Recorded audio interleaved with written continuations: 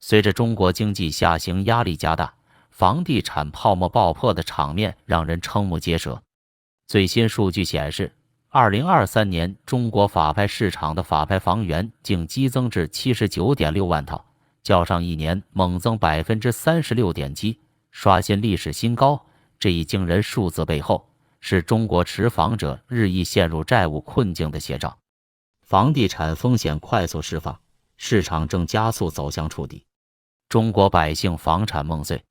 中指研究院和国信达的统计数据显示，2023年中国法拍屋的挂牌和成交量较上一年均大幅增加20%至40%。仅就挂牌总量而言，2022年为58.3万套，而在2023年则直线上升至79.6万套，可谓量变引起质变。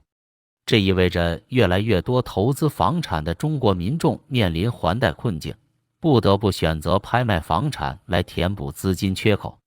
在区域分布上，重庆和成都的法拍房源最多，均突破1.1万套。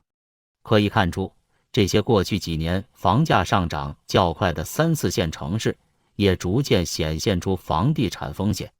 没有哪个城市能独善其身，中国的房产泡沫已经全面爆裂。更让人担心的是，由于前期市场行情过热，许多投资客杠杆比例过高，采用的拿新房抵押买房模式在风险爆发后难以为继。据报道，本轮突增的法拍房中，不乏千亿私募暴雷事件中的投资受害者。这些人很可能是因为投资失败，无法支付按揭贷款，最终只能选择法拍。因此，后续法拍房数量还存在进一步上升的可能。流拍率飙升，买家兴趣骤降。伴随招法拍房数量的增加，还有一个数据引人瞩目，那就是法拍房的成交率出现明显下滑。2022年法拍房的成交率为 21.7%， 跌至2023年的 18.4%， 出现了 3.3% 的跌幅。这一点也可以从侧面证明，在经济下行压力加大的背景下，市场对法拍房的消化能力明显下降，真金白银的买家已经不那么多了。根据法拍流程，如果第一轮拍卖流拍，第二轮的起拍价会继续下调。但即便价格已经打到5、6折，也仍然有大量房源最终流拍。可以看出，无论是投机者还是真实自住需求者，在这种经济形势下，都不太敢轻易下手。市场信心已在持续下降，失信人数量超千万，后续或在爆仓。至于为何这一轮中国法拍市场会出现如此惊人的爆发式增长，核心原因还是抵押贷款违约问题逐渐浮出水面。据统计，当前中国失信被执行人的总数量已经高达861.4万之多。这意味着未来还会有大量没能偿还贷款的失信人被银行起诉，最终其房产也会成为法拍房源。据业内人士预测，鉴于当前中国经济面临的增速下行、失业率上升的双重压力，后续随着越来越多的业主出现还贷困难，预计2024年法拍房数量还会有较大幅度增加，比如有可能直接冲破100万件大关。毫无疑问，中国当下房地产市场已经全面进入寒冬。除了数量激增的法拍房之外，明星学区二手房价格也在持续走低。比如北京和上海一些顶级学区的房价，从高点已经泻了3、5成，而且跌势仍在继续。可以说，这些过去哄抬价格的噱头，在现在经济下行周期已经完全失效。中国当局就是乏力。面对房地产市场持续下跌的局面，北京当局的各种救市举措似乎都功效甚微。有专家指出，如果没有政府大力介入，房价至少还需要再跌50%，买房才会比租房更实惠，市场才会真正触底并反弹。事实上，自去年以来，中国政府推出了多项政策，包括启动保交楼基金、降低个人按揭首付比例等，但都没有改变市场下行趋势。比如，人民银行最近宣布再次降低存款准备金率，释放1万亿元人民币流动性。相较于整个房地产市场面临的巨大资金缺口，这只是杯水车薪，完全起不到提振市场信心的作用。更令人担忧的是，目前中国已有上百家房企发生不同程度的违约事件。据统计，全国存在约2000万套的烂尾楼。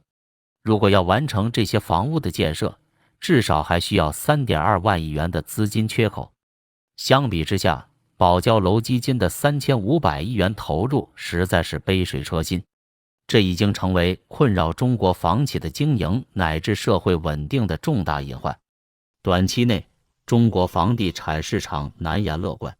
随着泡沫持续破裂，各类违约事件还会进一步增加。同时，地方政府的隐性债务也日益暴露，系统性风险不容忽视。在经济下行周期的压力下，市场信心难以提振，政策调控也力不从心。短期内，中国百姓能否捡漏法拍房仍存疑问，房地产市场恐怕难言触底反弹。事实上，在当前形势下，中国房地产市场存在的问题可以说是错综复杂，千头万绪。光靠市场自己很难达到均衡，必须依赖政策力量的介入。然而，中国政府如今面临的局面尤为尴尬。一方面，地方政府通过土地财政等长期依赖房地产收入；另一方面，在经济下行周期又难以无限救市，稳增长与防风险之间的平衡尤为困难。其实，无论是央行降准，还是推进保交楼基金，北京的举措都暗示出一个信号：政府不希望出现大规模的社会事件。因此，政策上也只会治标不治本，不会采取激进的应对方案。可以预测，在未来一段时间里，中国房地产市场依然会处于低迷状态，房价会继续走低，各类违约事件也难以避免。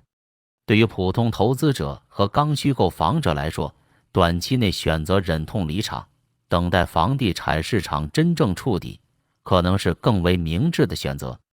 与此同时，中国政府也面临着艰难的选择。一味大力救市固然也不可取，那么怎样推动房地产市场软着陆，则需要政策制定者的智慧。本轮下行周期对中国经济调控能力提出了严峻考验，局势堪称前所未有的复杂严峻。事实上，中国政府面临的不仅是经济增长下行的压力，还有更深层次的制度隐患。这与中国长期奉行的高增长模式以及政府与市场的关系密不可分。多年来，中国一直奉行高投资、高产出的发展方式，而房地产业又长期被作为经济增长的引擎。这使得每逢经济下行周期来临时，地方政府就面临巨大的压力。为保增长，不得不大力支持房地产市场，这又进一步膨胀泡沫。如今，在面对经济下行压力的同时，中国也在付出过度依赖房地产的代价。政府与市场之间制度性的扭曲正在集中爆发，这也使得政策制定面临两难，既要平抑房价，也要保持经济增速，短期内难以实现软着陆。事实上，地方政府通过土地财政等长期倚重房地产布局，这本身就是中国经济失衡的一个缩影。要真正化解危机，必须打破这种依赖。这意味着中国必须在深层制度上进行改革，包括财政体制、政府职能等。